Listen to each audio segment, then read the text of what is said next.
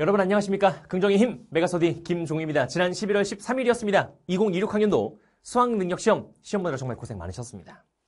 역사 과목, 동아시아, 세계사 시험 보느라 너무 힘드셨죠? 정말 어렵게 출제가 되었던 수능 문제였습니다.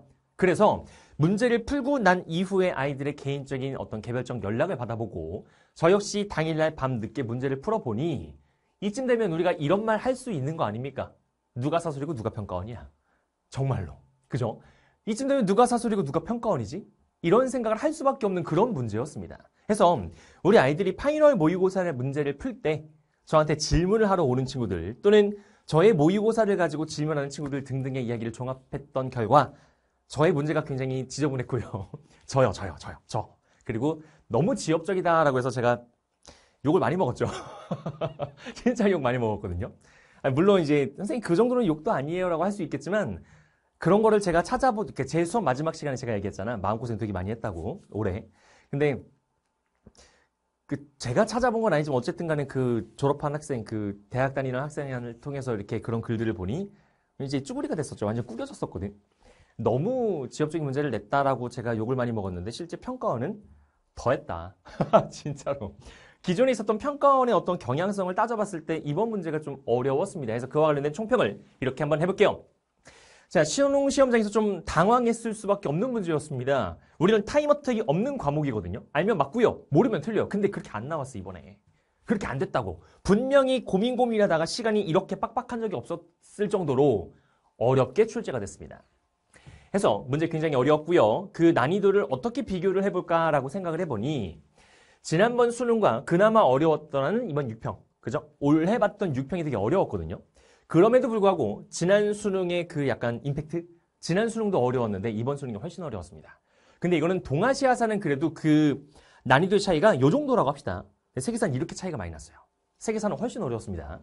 동아시아사 같은 경우는 50%대, 그러니까 60% 미만입니다. 50%대 문항이 4문제예요. 그러니 어려웠다고 했지만 실제 막상 뚜껑을 열어보니까 요 정도는 그래도 나오는구나 가 되는 문제였다면 세계사는 이번 수능이 진짜 어려웠습니다. 우리 지난 6평에서도 19번 문제 같은 경우 되게 어려웠잖아요. 형명사. 형명사를 그렇게 어렵게 출제를 했으니 우리 아이들이 형명사부터 빈회의 때까지를 굉장히 열심히 공부를 했거든. 아니나 다를까 빈회의랑 관련돼서 이번에도 루이 필리프 문제가 나왔었죠. 등등등 해서 어쨌든 간에 어려웠습니다. 50%대 정답률 문항이 3면 여러분 되게 당황했을걸?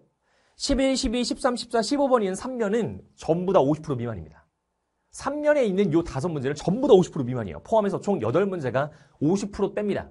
그러니까 50% 미만이 아니고 50%대. 그러니까 60% 미만이죠. 어려웠다는 겁니다. 그래서 1면에서부터 뭔가 함정이 있는 문제가 있었고, 그죠? 2번 문제부터 이제 우리 아이들이 했던 문제가 들어갔고요. 그리고 3면에 가서는 이거 뭐지 하면서 굉장히 당황할 수밖에 없는 그런 문제 구성이 되어 있었습니다. 자, 상당히 지엽적이었죠. 그리고 이제 우리 아이들의 말을 빌자면 되게 사설틱하다는 말을 되게 많이 해요, 우리 아이들이. 제가 이제 문제를 내면은 사설틱하다고 저 엄청 뭐라 했거든요. 아, 진짜로. 현장에서도 뭐라 했습니다. 아, 진짜로. 좀 속상했어. 근데 어떻게 나는 사설인데 나 평가원이 아니잖아. 굉장히 사설틱했죠. 이게 뭔가 그런 느낌이 좀 들었습니다. 자, 고난도 사료해석 문제를 출제해서 이제는 알면 맞고 모르면 틀린다라는 거는 옛날 말이 된 거는 뭐 기존부터 얘기했지만 실제 이게 더욱더 심화됐습니다. 해서 역사과를 이제 다니시면은 듣는 말입니다. 역사적 사고력, 아니면 역사력, 아니면 역사적 통찰력 이런 말 많이 쓰거든요. 사료를 가지고 그 사료에 국한된 게 아닌 배경 지식을 활용해서 모든 종합적인 판단할 수 있는 그런 역사적 사고력을 요구하는 그런 문제가 굉장히 강조되고 있는 추세라는 건 확실합니다. 예전에 한 3, 4년 전엔 얘들아 연표를 정확하게 내가 외우고 있는가 그 흐름을 내가 파악하고 있니를 가지고 문제를 내는 트렌드가 있었습니다. 근데 지금은 연표는 기본이 됐죠. 사료해석 능력 플러스 종합적인 사고력까지 모두 다 갖추고 있어야 돼요. 그래서 더욱더 어려워졌습니다. 아마 다른 탐구 과목도 되게 어려웠던 걸로 제가 알고 있긴 한데 뭐 과목마다는 잘 모르겠습니다만 실제 이제 통합사회 체제로 가기 전에 이 사회탐구가 마지막 그 전공 과목에 뭔가 피날레를 장식하기 위해서 더욱더 이제 과목의 특성을 살리는 그런 문제로 간다라는 우스갯소리가 있을 정도로 굉장히 어려웠습니다. 이런 문제는 제가 파이널 때도 얘기했고요. 올해 내내 얘기했습니다. 익숙한 키워드를 줘요. 익숙한 키워드를 주고 그걸 다른 식으로 해석해서 다른 식으로 풀이해서 제 실문에 넣어놓습니다. 그래서 제가 파이널 때도 뭐 감합이라고 하는 되게 익숙한 그런 단어를 가지고 되게 장난을 치는 문제도 낸 적이 있고요. 그런 식으로 이제 다른 방식의 표현으로 출제하는 경향은 다시 한번 나왔죠. 그죠? 이런 것들이 동아시아사랑 세계사를 구별해서 볼 필요가 없는 게 같은 역사 과목이라서 그 트렌드가 같이 갑니다. 같이 가요. 그래서 종합적으로는 이렇게 한번 말씀을 드려보겠다. 어려웠습니다. 아마도 6월달, 9월달 또는 기타 사설 문제에서도 꽤나 좋은 점수 받던 친구들이 수능 시험장 들어가서 당황하면서 실수했거나 당황하면서 잘못 생각했거나 또는 실제 저의 수강생인데 답을 고쳤는데 고치기 전 문제가 전부 다 정답이었어요. 그런 경우도 있거든요. 그래서 되게 좀 당황스러운 문제였다. 자, 동아시아사 오답률을 좀 살펴보겠습니다. 뭐 글꼴 색깔이 어떤지 잘 모르겠지만 한번 볼게요. 동아시아사입니다. 자, 18번 문제 같은 경우가 미국과 소련을 고르는 문제인데 요건 역시 마찬가지로 사료 해석을 할 때 한 번에 안 읽히는 사료였습니다. 해설 강의에서 보겠지만 원래 우리 그냥 읽히잖아. 한 번에 읽히잖아요. 원래 공부 좀 이렇게 조금 완성도가 있으면은 읽히거든. 근데 그게 한 번에 잘 안 읽히는 문제가 됐고요. 21개 요구한 문제 뭐가 떠오르니? 그렇죠. 우리 6월달 평가원 모의고사 15번 문제가 생각이 나죠. 시모노세키 조약인지 무엇인지를 헷갈려서 같은 제시문을 놓고 아이들이 반으로 나뉘어가지고 이거 아니야? 저거 아니야? 라고 해석에 다양성을 주는 그렇게 혼란을 주는 문제가 나왔었잖아. 그거랑 똑같은 겁니다. 21개 조약관 이런 식으로 문제가 나왔고요. 자, 19번 청일전쟁도 마찬가지입니다. 요것도 사료 해석이 이게 러일전쟁일까 청일전쟁일까 둘 다 가능하게끔 둘 다 처음에 딱 보자면 러일전쟁인가? 청일전쟁인가? 생각하게끔 해놓고 선택지에 그 두 개를 다 넣어놨어. 그러니까 아이들이 헷갈리지. 그래서 정답은 41%인데 오답률이 러일전쟁을 골라서 아이들이 틀렸어요. 제일 많이 틀린 건 러일전쟁이었습니다. 자, 광저우 도시 문제 물어보는 거였고요. 개인적으로 광저우 도시 문제는 조금 아쉽기는 합니다. 분명히 아이들은 지도에서 광저우가 어딘지는 알았을 거야. 근데 그 안에서 이제 사료를 해석하다가 이 상하이 아니야? 광저우인가? 상하이가 거기서 헷갈렸을 겁니다. 아마도 지도에서 위치는 다 알고 있었을 거라고 저는 생각합니다. 자, 가나다 국가 해서 보통은 가나 국가를 물어보는데 세계 국가를 물어봤죠? 가나다. 금송 고려를 물어보는 문제가 이제 조금 어렵게 이제 느껴졌던 문제인 것 같습니다. 이렇게 한번 말씀을 드려보고 세계사가 문제예요. 세계사가. 진짜로 세계사가 자, 요거는 진짜 좀 너무 좀 함정을 너무 파놨죠. 너무 파놨습니다. 아니 청나라 왕조를 물어보는 문제고 일단 첫 번째 세계사에서 중국사를 이렇게 어렵게 낸 적이 최근에 있었습니까? 평가원 기준은 없었습니다. 아 진짜로. 그러니까 그 평가원에서 얘들아 세계사 문제를 낼 때 동아시아사 선택자가 세계사를 하는 경우가 많잖아요. 그래서 세계사 문제에서 중국사를 어렵게 되면은 동사 선택자가 유리하기 때문에 그렇게 난이도를 높이 잘 안 낸단 말이죠. 중국사, 일본사는 그렇게 어렵게 잘 안 내요. 원래 기조가 그렇습니다. 너무 어렵게 나왔어. 진짜로.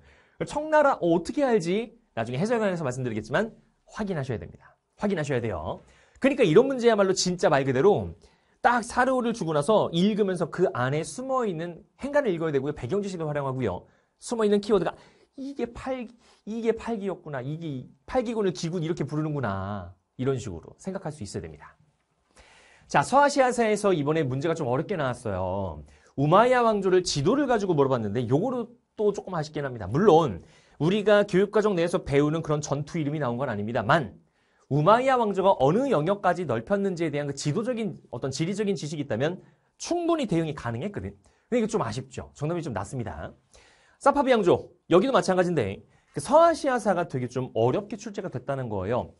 이 사파비 왕조를 볼 때는 이게 몇 세기인지를 내가 알고 있어야 되는 거야. 그러니까 연표는 기본이 되는 거죠. 사파비 왕조가 여기 있을 때 그 당시 유럽 지역에는 어떤 나라가 있고 그 당시 인도에는 어떤 나라가 있고 그 당시에 중국은 어땠고 그 당시엔 저기 서유럽 어땠는지 동시대의 각 지역별로 어떤 역사가 전개되고 있는지를 종합적으로 볼 수 있어야 됩니다. 이거 저는 이게 제 강의니까 제 강의고 제가 찍는 거니까 우리는 수업 시간에 다뤘거든요. 쭉 판서해놓고 다 다뤘단 말이지. 아쉽죠. 아쉽습니다.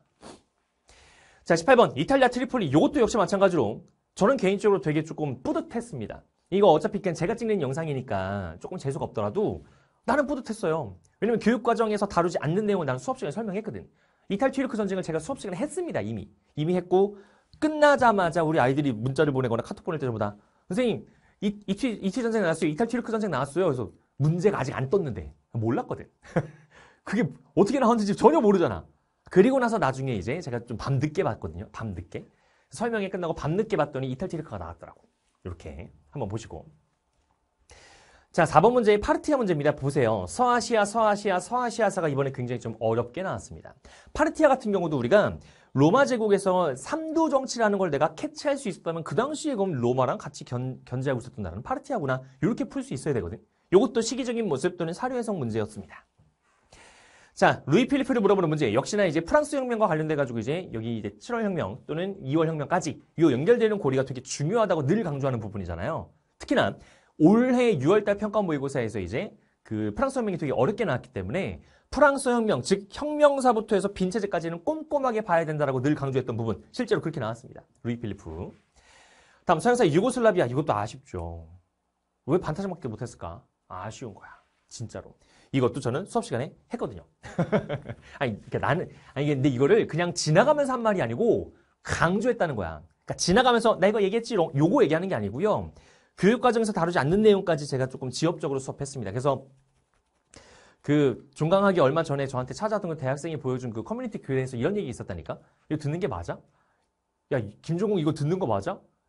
이색땡, 이세 멍멍이, 이렇게까지, 야, 이런 건 안 나오지라고 했는데 벌써 2개나 나왔네? 교육과정에 내가 정리했던 거. 아니, 이거는 약간 변명이긴 한데, 좀 그랬어요. 그때 쭈구리가 됐거든.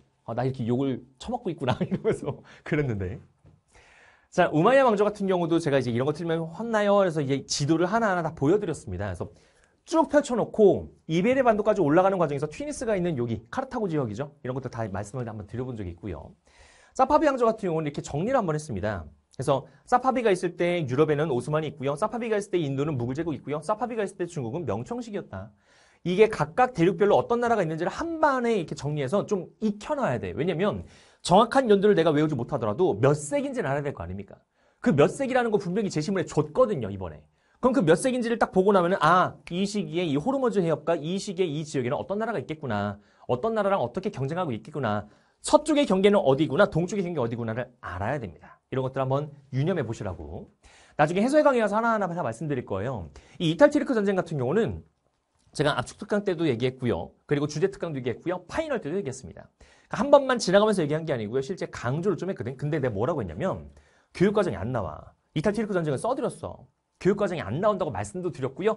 이미 지도에서 위치까지 말씀드렸고요. 이게 어떤 과정에서 내가 왜 설명하는지까지 다 얘기했습니다. 왜 설명할게? 트리폴리가 이제 실제 문제에서 나왔잖아요. 오스만 제국 물어보고 기억, 니은, 디귿 했을 때 트리폴리 때문에 우리 아이들이 정답이 확 떨어졌거든. 그렇게 문제가 한번 나왔잖아. 이것도 좀 주목해보자. 트리폴리가 나왔으니까 한번 보시고 그러면서 1차 발칸 전쟁이랑 연결고리를 지으면서 제가 이탈트리크 전쟁을 얘기를 했거든요. 뭐 자세한 얘기는 해설 강의 가서 또 말씀드리겠지만 이런 식으로 말씀을 드리고 마지막에 뭐라 그랬게? 한번 알고 가시면 좋아요. 근데 이번에 수능이 이렇게 나올 줄 몰랐죠. 그래서 아무튼 이렇게 나온 적이 있더라. 유고슬라비아도 좀 아쉬워요. 왜냐면 한 번만 정리하면 되는데 물론 이거 너무 과했어. 내가 돌이켜보건데 제가 좀 과했습니다. 그래서 제가 좀 이렇게 많이 욕을 먹었나 봐요. 너무 지엽이라고. 중요한 거는 그 과한 내용을 쏟아내는 과정에서 내가 분명히 준비를 하고 강의를 했기 때문에 이걸 받아들이는 아이들 입장에서는 그래도 제가 쏟아냈지만 요거까지는 아니지만 요건 알아야 돼 라고 말씀을 드리거든요. 그런 것들을 좀 본 친구들은 분명히 유고슬라비아도 굉장히 쉽게 풀었다라고 제가 피드백을 받았습니다. 아쉽죠. 어려웠지만 여러분이 그동안에 공부했던 거를 잘 곰곰이 돌이켜보세요. 분명히 어딘가에서 한 번쯤 공부한 적이 있습니다. 분명히 내가 어딘가에서 본 적이 있는데 이거를 내가 마무리하는 과정에서 차근차근 마무리하는 과정에서 이걸 정리를 제대로 했었는지를 돌이켜보면 돼요. 한번 보시고. 자, 선택해도 되는 과목일까? 이게 역사 과목이 이렇게 어렵게 나오고 나니까 표점은 그래도 좀 잘 나옵니다. 물론 지금 촬영일 기준 들어오기 전에 보니까 70점대가 넘긴 해요. 세계사는 70점대가 조금 넘는 것 같긴 한데 뭐 1컷, 2컷, 3컷 해서 이제 이게 3컷이 될까요? 뭐 38점이 되게 3등급이 나올까요? 뭐 등등 이제 질문들이 있는데 그 등급 컷에 대해서는 제가 이제 함부로 말을 하면 조금 조심스러울 수밖에 없어서 그건 따로 얘기하진 않겠습니다만 물론 이제 현장에서 이제 오는 친구들 개별적으로 연락하면 이제 얘기는 하죠. 얘기는 하는데 이 영상에서는 따로 얘기는 잘 못하겠습니다. 다만 이게 뭔가 동아시아사 요 총평이랑 해설 강의 보시는 분들은 아마도 이번 수능이 끝나고 나서 그래 동생한테 인사해야지 하고 빠빠이 하는 친구들이 있을 거고 누군가는 이 영상을 통해서 나 동세사 할까? 를 고민하는 고2 친구들 또는 아마 탐구 과목은 아니겠지만 다른 과목에서 조금 너무 이번에 좀 어려웠다면서요. 좀 어려워서 한 번 더 도전을 해볼까? 근데 동사사 한번 해볼까라고 생각해서 보시는 분들도 있을 수도 있어요. 어떤 분들이 이 영상을 보는지 모르겠지만 선택해도 될까요? 지금까지 너무 겁을 많이 줬잖아. 이렇게까지 어렵게 나오는구나. 해도 될까? 자, 이거 한번 보여드릴까? 이번에 봤던 수능의 응시자가 55만 명이었대요. 되게 많죠. 늘었습니다. 그리고 각 과목군이 있습니다. 역사과, 지리과, 윤리과, 그리고 일반사회과. 각 과목군에서 굉장히 좀 이렇게 뭐라고 할까? 그런 메이저라고 할까요? 그런 과목들을 좀 가지고 왔는데 2024학년도에 14만 명, 16만 명이었다가 18만 명, 18만 명 되더니 다 늘었죠? 와, 우리만 줄었어요. 다 플러스 우리는 늘었네. 그래도 한 150명, 100, 와, 씨. 근데 사탐론이 엄청 심해졌잖아. 아니, 26만 명이, 얘들아, 수험생의 거의 절반 가까이가 사회문화랑 생활과 윤리를 해요. 아니, 나는 지금 역사를 지금 하고 있는 거니까. 장난 아니지? 이야. 우리도 늘었어요. 3,000명. 늘긴 늘었거든. 이 얘기 왜 꺼내냐면, 선택자가 많은 과목이 여러분께 유리할지, 선택자가 없는 과목이 유리할지의 유불리를 따지는 게 무의미하다는 겁니다. 응? 나는 그렇게 생각합니다. 선택자가 많다고 해서 난 많으니까 1등급 받기 더 쉬울 거야. 그럴 수 있죠. 그럴 수 있죠. 우리 아이들이 말하는 것처럼 그냥 접수만 하는 친구들 또는 공부를 진짜 열심히 하지 않는 친구들이 이제 쉽게 선택할 수 있는 과목 중에 하나가 이런 과목들이라고 한다면 그 과목을 뭐라 하는 게 아니고 그렇다고 한다면 내가 그럼 그 친구들과 경쟁했을 때 선택자가 많으면 훨씬 더 내가 잘할 수 있지 않을까? 라고 생각할 수 있거든. 근데 결과를 들어보세요. 수능이 끝나고 이제 아이들이 결과를 가지고 다 나왔을 거 아니야? 물어보세요. 선배들한테, 후배들한테, 뭐 동료들한테, 친구들한테 물어봐. 어땠어? 선택자가 많은 게 유리한 것 같아? 그렇다라고 말하는 사람이 몇이나 될 것 같습니까? 다 하기 나름이고요. 역사 과목에 대한 선입견이 좀 있습니다. 고인물 대잔치예요. 역사 덕후들이 많아요. 이 역덕들 어떻게 이깁니까? 저보다 많이 알아요. 근데 너무 많이 알아서 틀려. 우리는 그렇게 수업을 해서 진짜 미안한데 수능을 보기 위한 공부를 하잖아요. 시험을 잘 보기 위한 공부를 해야 되는데 너무 많이 알아. 그러면 오히려 방해가 될 수도 있습니다. 그러니 꼭 역사 덕후라고 수능에서 만점 받는 거 아닙니다. 오히려 아무것도 모르는 노베이스가 수능에 최적화된 강의와 수능에 최적화된 공부를 하잖아? 깔끔하게 수능을 잘 볼 수도 있습니다. 오히려. 그러니까 그런 선입견을 좀 내려놓으시고 혹시나 이 총평을 보시면서 저렇게 어렵게 나온다라고 겁을 줬으면서 그래도 나는 역사가 좀 땡기는 것 같은데? 그래도 뭔가 역사가 좀 더 재밌는 것 같은데? 하신다면 제가 이렇게 한번 말씀드려볼게요. 역사에 흥미가 있다. 배경 지식이 있다. 어릴 때 내가 Y책을 재밌게 읽었다. 어릴 때 내가 역사책을 많이 읽었다. 근데 그 배경 지식이 흐릿하지만 어쨌든 간에 내가 흥미를 많이 느꼈던 것 같다. 그러면 재밌게 할 수 있습니다. 왜냐면 1년 동안 해야 되는 공부거든요. 반짝해서 다 죽여버릴 거라! 그거 오래 못 간다니까. 늘 얘기하잖아. 그거 오래 못 가요. 내가 재밌어야 공부를 꾸준하게 밀고 나갈 수 있습니다. 남들이 하니까 선택자가 많으니까 했다가 나랑 안 맞아. 그럼 중간에 바꿔야 돼. 그 기회비용이 얼마나 큽니까? 그러니 잘 생각을 해보시고 내가 역사를 좀 좋아한다. 그러면은 한번 좀 도전해봐도 되는 과목입니다. 또 암기는 기본이에요. 모든 과목이 암기를 기본으로 깝니다만 역사는 특히나 그렇습니다. 왜냐면 사실 그대로 내가 알면 맞고 모르면 틀린다. 이게 일단 기본 베이스거든요. 상상력이 풍부하다. 왜? 수업을 할 때 왜 웃어? 나 아무것도 안 했는데 왜 웃어? 수업을 할 때 제가 엄청 까불거든요. 지금도 이렇게 까불고 있는데 엄청 재밌게 얘기할 거 아닙니까? 그걸 머릿속에 그려. 영화의 한 장면에 뚜구닥 지나가는구나. 이런 걸 내가 그릴 수 있어요. 그러면 장면으로 이 역사 내용이 확 들어오기 때문에 장면으로 기억하잖아. 장면으로 오래 갑니다. 오케이? 이렇게 한번 틀 잡는 걸로 한번 해보시고 정직하죠. 알면 맞고 모르면 틀리는데 말장난이 없는 과목까지만 썼었다가 제가 점점을 추가했습니다. 요즘에 자꾸 사료 해석에서 진짜로 사료 해석에서 말장난이라고 할 수는 없어요. 우리 역사 과목은 그건 말장난이 아닙니다. 그거는 말장난이 아니야. 다만 해석 능력을 가지고 온다. 국어적인 능력이 굉장히 중요합니다. 사료 해석을 출제자가 의도한 대로 내가 글을 읽어나가는가. 요 국어적인 문해력이 굉장히 중요해졌어요. 그러니까 역사적 배경 지식과 이런 것들을 기본으로 깔고 사료를 읽고 나서 내가 문해력을 발휘해서 내가 이거를 정확하게 파악하는지가 굉장히 중요한 과목이 돼버렸습니다. 재밌죠? 재밌는 과목은 좀 강조하고 싶었던 겁니다. 왜요? 교양 프로그램에서 역사 말고 다른 과목은 지리, 교양 프로그램 뭐 있어? 뭐라 하는 거 아니에요? 다른 과목 뭐라 하는 거 아닙니다. 저 지리 좋아해요. 윤리 좋아합니다. 일반사회 좋아합니다. 일단 일반사회, 교양 과목, 교양 프로그램 뭐 있습니까? 유튜브에서 되게 유명한 어떤 막 그런 채널 같은 거 생각해봐. TV에서 하는 프로그램 봐봐. 교양 프로그램. 역사 말고 뭐 다른 과목도 뭐 일반 사회에 있어요? 지리 있습니까? 윤리 있습니까? 있지요. 근데 가장 널리 알려진 건 역사입니다. 왜요? 재밌거든요. 재밌거든요. 진짜입니다. 그래서 내가 흥미를 느낀다 하면 한 번쯤은 고려해보는 것도 좋지 않을까 말씀을 드려보고, 혹시나 그런 친구들을 위해서 제가 그냥 커리를 간단하면 말씀드릴게요. 간단하기만. 그래서 저는 개념, 연표, 주제, 그리고 압축과 파이널 모의고사까지 이렇게만 일단은 좀 간소화시켰습니다. 그리고 뭐 월별로 이렇게 하고 있는데, 아마 이 영상을 보시는 분들이 이 수능판을 떠나시는 분들은 안녕히 계세요 하고 인사하려고 들어오신 분일 거고, 또는 수능이 끝나고 나서 내가 어떻게 해야 되나 고민하신 분들도 있을 거고, 또는 다른 과목을 봤다가 이게 좀 아닌 것 같아서 역사를 한번 해볼까라고 하시는 분들도 있을 거고, 아니면은 이제 수능을 준비하는 분들이 계실 겁니다. 그래서 혹시나 역사 과목을 내가 어떻게 하면 좋을까라고 생각이 드신다면 이번 총평을 딱 들으면서 지금의 이 수능 시장은 이렇게 흘러가는구나, 경향성이 이렇게 가는구나. 근데 그걸 내가 정확히는 잘 모르겠지만 어쨌든 저런 식으로 공부하는 게 맞겠구나라는 감이 있다면 혹시나 그렇다면 한 번쯤은 찍먹하듯이 해설 강의를 보면서 이 정도까지는 알아야 되는구나. 요걸 한번 보시면 어떨까 말씀을 드리고요. 제가 올해 되게 개인적으로 제가 마음고생을 좀 심하게 했죠. 올해. 제가 메가스터디여서 올해가 마음고생 제일 심했습니다. 제일 심하게 했는데 제가 그 동사사 마지막 강의에서 그런 얘기하면서 아이들한테 안녕했거든요. 살짝만 이렇게 얘기를 하는 건데 마음고생했지만 제가 그런 얘기하죠. 역사 과목이 내년 한 번 남았어요. 그죠? 딱 한 번 남았습니다. 1년 마지막이 모든 사탐 과목과 탐구 과목이 1년 남았습니다. 그 1년 남은 과목이라고 해서 소홀히 한다? 그렇지 않습니다. 절대 그렇지 않고 이번에 교재 또 바꿔요. 나 바빠. 엄청 바빠. 나는 지금 놀 시간이 없어. 나 진짜 너무 바쁩니다. 요즘이 제일 바쁜 것 같아요. 교재 또 바꿔요. 구성도 조금 바꿉니다. 커리도 조금 조정했죠. 이게 뭔가 계속 보완을 합니다. 무슨 얘기야? 여러분들이 혹시나 역사를 선택한다고요?